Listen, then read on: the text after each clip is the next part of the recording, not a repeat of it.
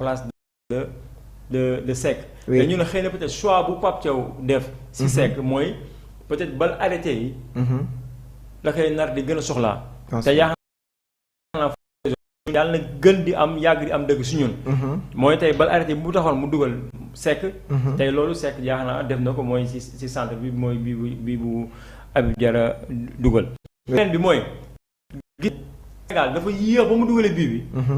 laata ñu ba carton rouge bi doon am Sénégal da commencé woon na di xaw di perte jeu am tuuti parce que ñoo gisee Irakiens yi dañu posé lu mbaram ci suuf. doon jouer sur les côtés.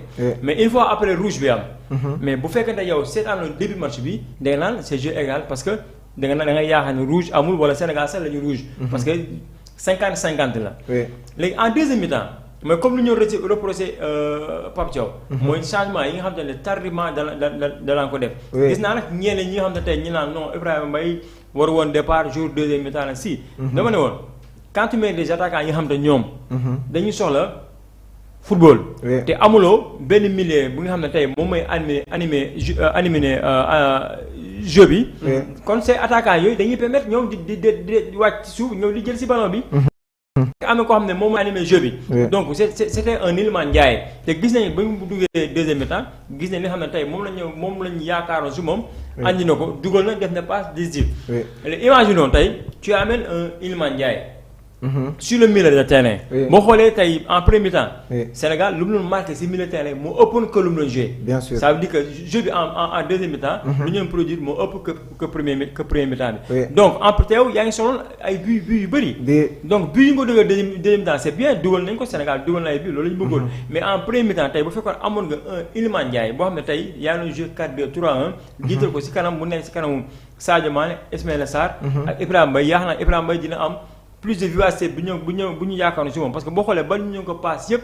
am su benn boo xam te ne paas lu normal la. da nga xool Gana Gueye yi mu ko paas yëpp soo bal bi def si gànnaam la ko koy paas. wala mu paas bal bi génn. boo xoolee Iliman Ndiaye la tax mu doon yor bal bi di def ay dribble pour mën a dribbler attaquant lépp da koy fàtte si ginnaaw peut-être.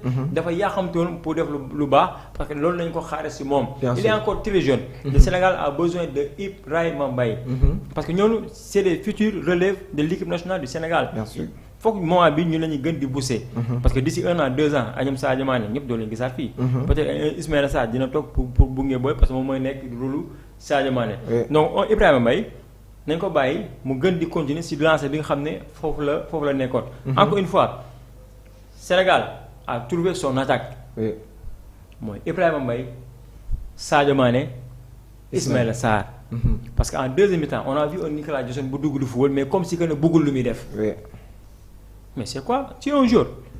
on t'a convaincu sur les 26. entrée dafa am si yow yaakaar gis na ne on t'a mis deux matchs amicaux. dugaloo paasoo puusoo paasoo. tere si banc bi. en deuxième mi-temps ñu ànd yaakaar na Sénégal dafa soxla but mais toujours mais joxe à 100%. bien sûr loolu mooy yoon. mais nag lu ñuy gën di waxaat encore mooy Pape Thiaw il a fait un changement inutile. benn. tu as mis Abdoulaye Seck yow leer na tey ba la defalee loolu après da nga koy génnee. mais imagine tey une fois ñu mënoon Sénégal ñaan ñu ko yàlla. après fan la ñuy dellu si waat non waroon na départ loo. parti si mu delluwaat si axe bi. am na loo xam ne bul xaar ñu la koy wax xam nga ne lii moom moo war a départ mais départ loo ko.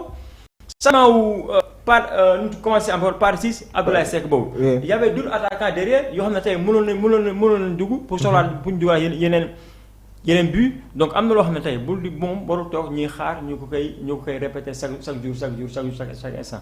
mais espérons que yeneen match yi nga xam ne tey Sénégal mi ngi koy xaar parce que comme lu wax benn tànk rek lañ teg ñaari matagul. nañ ñaan yàlla match yi nga xam ne mooy Espagne ak yeneen poule yi ñu am ci def ci résultat boo xam ne bu négatif la Sénégal mën a qualifier incha allah rabbi. am na solo merci beaucoup tey jii ba tey Mamour ñu soxla nag ay amélioration on avait recommandé du changement si li nga xam ne mooy 11 de départ bi tey nan nga sentirez la charnière centrale. Bon, je pense que il y a eu des surprises sur li nga xamante ne moom mooy la charnière centrale. Abdoulaye Seck, c'est vrai qu'on ne s'attendait pas trop à sa titularisation. Mais je pense que sur une action, il nous donne quand même cette satisfaction. Donc tête bi nga xamante ne def na ko derrière, je pense que Habib Diarra quand même il a bien suivi. Mais ce qui nous manquait dans la première mi-temps c'était l'animation. Animation bi la woon moo tax coach daf si insister. Je lui ai posé une question ma ne ko est-ce que Idrissa Gana Gueye, Lamine Camara, Habib Diarra c'est un milieu de terrain complémentaire. Oui. Mais nag attention milieu de terrain boobu joué nañu. Milieu de terrain Gana.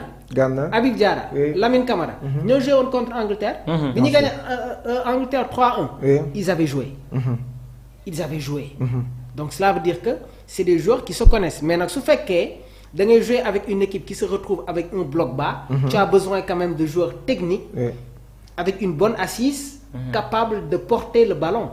Donc le profil de je sais pas moi. On a d'autres joueurs. On avait d'autres joueurs yi nga xamante ne ñi ngi woon ci banc bi. Et lan moo tax ma doon insister ci Pape Alassane Gueye. Parce que bi mu duggee dafa indi équilibre. Et pourtant démb man bi ñu ma laajee sama compo. dama ci boole Pape Alassane Gueye. gars yu bari d'accorduñ ci. Léegi nag am na ay joueurs yoo xamante ne soo leen tegee ci banc bi. dafa am looy yee ci ñoom. Cela s'est passé avec Ismaïla Sarr. Tey jii Pape Gueye il rentre il nous donne de la satisfaction. Iliman Ndiaye il rentre il fait la même chose. Donc c'est significatif. Et c'est une très bonne chose pour l'équipe. Maintenant dañuy ñaan Sénégal qualifié sur les 16e de finale. Bien sûr. Parce que joueurs yi ma gis nii ils ont des regrets. Le réveil. Ils ont énormément de regrets. Léegi nag j'espère que le réveil n'est pas trop tardif. Comme ni ma ko waxee sànq on va être dans les calculs. Concernant les changements. Coach mi ngi wax ci Nicolas Jackson. Mais dama koy waxaat. Nicolas Jackson c'est un joueur qui veut pas être sur le banc. Mais il faut être performant. Bi Paris Saint-Germain di jouer ak le Bayern Munich. J'ai pas aimé son attitude. Je faisais partie des journalistes yi nga xamante ne yàgg nañu di défendre Nicolas Jackson. À l'époque bi nga xamante ne mi ngi doon subir benn injustice. fële nga xamante ne moom mooy Chelsea. Donc attitude am war na ko xoolaat léegi je pense que à tête reposée xam nga match soo ko seetaanee moom. looy gën di dem nga si gën si amaat li nga xamante ne moom mooy ay aperçu. En tout cas on s'en réjouit di ñaanal tamit équipe bi ñu qualifié sur les 16e de finale.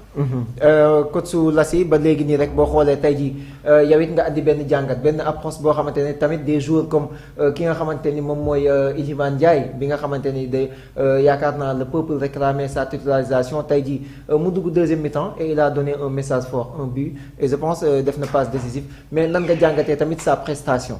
Je dirais juste que Iliman Ndiaye tey jox na ma encore raison. c'est li nga xam ne tey moom laa la ko waxal bu fekkoon dafa départ en premier mi-temps peut-être bu départoon sax bi ñu dugaloon en deuxième mi-temps dinañ ko dugal premier mi-temps.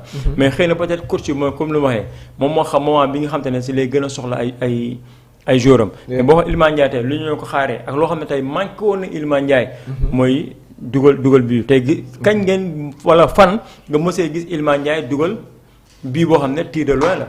nañ ko mën nañu ko wax ci carrière bu fekkee am na tamit man gisuma ko. ñu muy dugal yëpp bii yëpp da koy fekk à l'intérieur. fa la koy dugalee. tey ça veut dire que Iliman Ndiaye il monte en puissance te en plus mi ngi progressé bu baax a baax ci bi nga xam te ne. moom lañ ko xaaree. dugg na en deuxième mi-temps gis na situation Sénégal fu mu nekkoon. def na passe décisif dugal na but très important bi nga xam ne tey permettre na Sénégal mu yëgaat encore ci classement bi. léegi nag à un moment donné. Iliman Ndiaye def na entrée bu baax. Mais dafa am fenn fu muy toll. Mais un Sadio Mané mais il faut que Pape Thiaw prenne ses responsabilités. La prestation de Sadio Mané. ñëpp xam nañ Sadio Mané fu mu toll ci man. damay continuer di ko défendre ba kër muy bàyyi football. Mais inchallah mais dafa am fenn fu muy toll. L'équipe ne joue pas pour Sadio Mané. Mais équipe bi dafa jouer pour le peuple sénégalais. Parce qu'à un moment donné tey gis nañu ba Sénégal di dem di jouer ak RDC. Mais Pape Thiaw il a pris ses responsabilités génne Sadio Mané dugal Sabaly kan moo ko xaaroon. Mais ba Sabaly duggee dafa def différence. Mais Sadio Mané lu mu waroon jox yëpp joxe na ko. Sadio Mané amatul lu muy prouver Sénégal lépp loo xam ne Sénégal soxla na ko Sadio Mané jox nañu ko ngàcce gàllama ak Sadio Mané. Mais en matière de football. dafa